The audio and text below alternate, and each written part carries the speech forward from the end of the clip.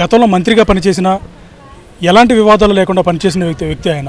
మాజీ మంత్రి, ఎన్డీఏ కూటమి అభ్యర్థి కామినేని శ్రీనివాస్ గారు ప్రస్తుతం మనతో ఉన్నారు. ఆయన అడిగి మరిన్ని విషయాలు తెలుసుకున్నాం. సార్, ఇక్కడ ఎమ్మెల్యే, స్థానికంగా ఉన్నటువంటి ఎమ్మెల్యే ఒక ప్రజాప్రతినిధి అయి ఉండి ప్రభుత్వం చేపట్టిన పనులు కూడా డబ్బులు వసూలు చేశారన్న ఆరోపణలు గట్టిగా వినిపించాయి. దీని మీద ఏమంటారు సార్?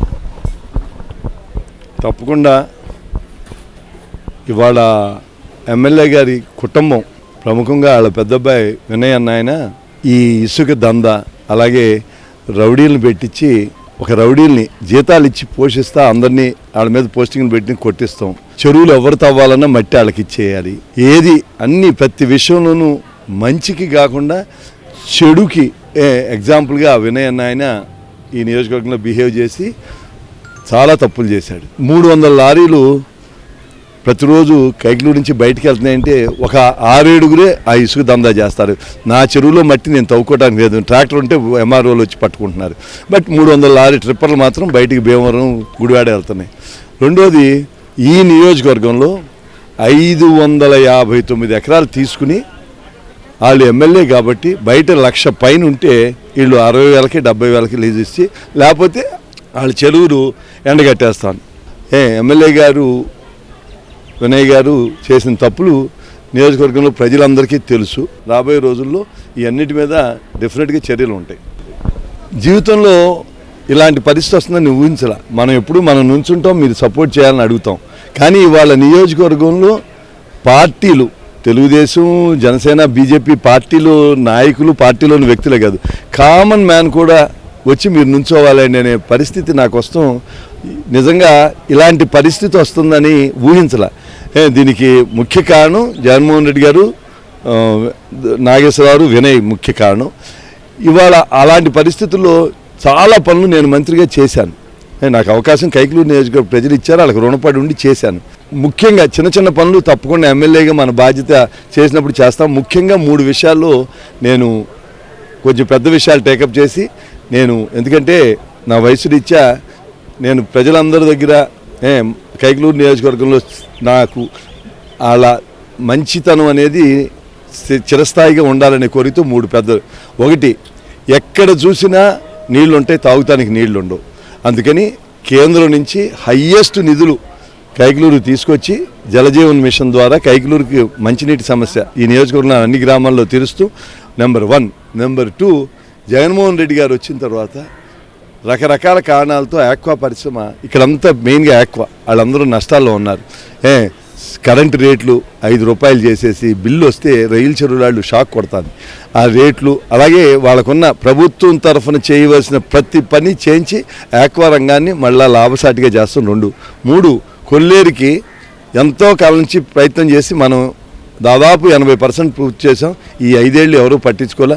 ఆ మిగిలిన 20% 5 నుంచి 3 కుదించి కొల్లేరు ప్రజలకి శాశ్వత పరిష్కారం చూపిస్తూ ఈ 3 మెయిన్. అలాగే ఒక అండర్ పాస్ కూడా, ఎందుకంటే డబుల్ లైన్ అయిన తర్వాత చాలా ఇబ్బంది పడుతున్నారు. అన్ని చోట్ల ప్రభుత్వం అండర్ పాస్ చేయలేదు. ఎక్కడో ఒక చోట సెలెక్ట్ చేసి హయ్యెస్ట్ ట్రాఫిక్ ఉన్న చోట అండర్ పాస్ క్రియేట్ చేస్తే వెళ్ళే వాళ్ళకి వచ్చే వాళ్ళకి ఇబ్బందులు. అది కేంద్ర ప్రభుత్వంలో ఉంది కాబట్టి ఈ 4 పనులు ముఖ్యంగా చేస్తారు.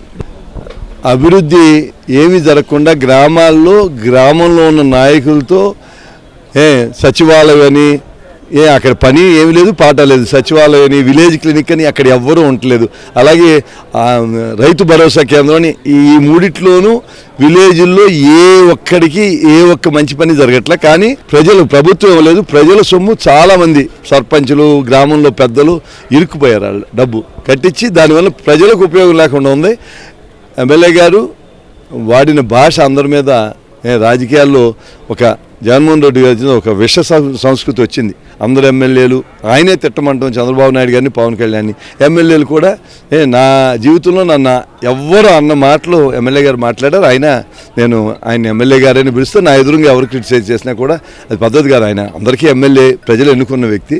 అందుకని అన్నారు, అందరికీ ఎవరు వెళ్ళినా పనులు చేయలేక నువ్వు నాకు ఓటు వేయలేదనే మాట రోజుకి మినిమం 3-4 సార్లు వాడేవాడు.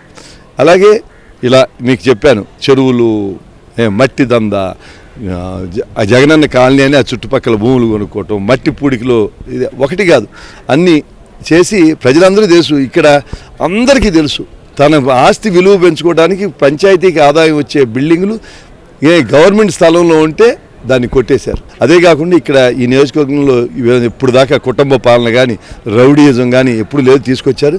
పోలీసులు కూడా ఎందుకు చేశారు, ఒక లక్ష్మణ రేఖలు దాటి కొందరు పోలీసులు చేశారు. తప్పకుండా ఆ దాటి చేసిన పోలీసులో ఉన్న వాళ్ళకు కూడా రుజువులు ఉన్నాయి. తీసుకెళ్ళి పోలీస్ స్టేషన్లో కొట్టింది వాళ్ళకు కూడా రాబోయే రోజుల్లో తప్పకుండా, ఎందుకంటే ఇలా అందరితోనూ నాకెవరితో వివాదాలు ఉన్నా అందరితో కలిసి ఉంటాయి. కానీ ఇట్లాంటి పోలీస్ ఆఫీసర్ని ఈ పనులు చేసిన రౌడీల్ని మనం చర్య తీసుకోకపోతే మనకు అయిపోయింది, మళ్ళీ అధికారం వస్తే మళ్ళీ చేయొచ్చు అనుకున్నాం. అందుకని ఆ రౌడీయిజం చేసిన వాళ్ళని తప్పకుండా జిల్లా బహిష్కరణ విధిస్తాం. అలాగే ఆ పోలీస్ ఆఫీసర్ తప్పకుండా సస్పెండ్ చేస్తాం. అసలు ఇలా ఉంటుంది కూడా, అంటే ఇలా ఉంటుందని ఊహించనంత స్పందన. నేను ఊళ్ళోకి వస్తున్నానని నేను ప్రోగ్రాం వస్తున్నానని వెళ్తే 5 మందో 10 మంది ఉంటారు, నన్ను తీసుకెళ్తారు అనుకుంటే ఎక్కడ చూసినా 100లో 300 400 మంది ఉండి చేస్తా ఉంటే నాకు నేను ఇంతమందికి రుణపడిపోయి ఉన్నాను. వాళ్ళకి తప్పకుండా మంచి పనులు చేసి ఒక్కడు కూడా అదే కామినేని శ్రీనివాస్ గారిని గెలిపించి తప్పు చేసామనే ఫీలింగ్ రాకుండా వాళ్ళందరి మనసుల్లో నేను ఇలాగే మంచి ఉద్దేశంతో ఉండాలని కోరుకుంటున్నా. ఈ నా కోసం వచ్చే నాయకులు కాదు, నేను అన్ని గ్రామాలు అయిపోయినాయి, ఇంకా దాదాపు 10 12 మిగిలినాయి. ఇళ్లల్లో పొద్దుటిపూట వెళ్తే మగాళ్ళు ఉండరు, ఆడాళ్ళు బయటకు వచ్చి దండం పెట్టి నాకు చేతులు ఎత్తి ఆశీర్వదిస్తున్నారు. నవ్వుతా దీవిస్తే ఇంకేంటి, వాళ్ళని ఓటు కూడా అడగక్కర్లా, వాళ్ళు ఏం చేయబోతున్నారో మనకు తెలుస్తుంది.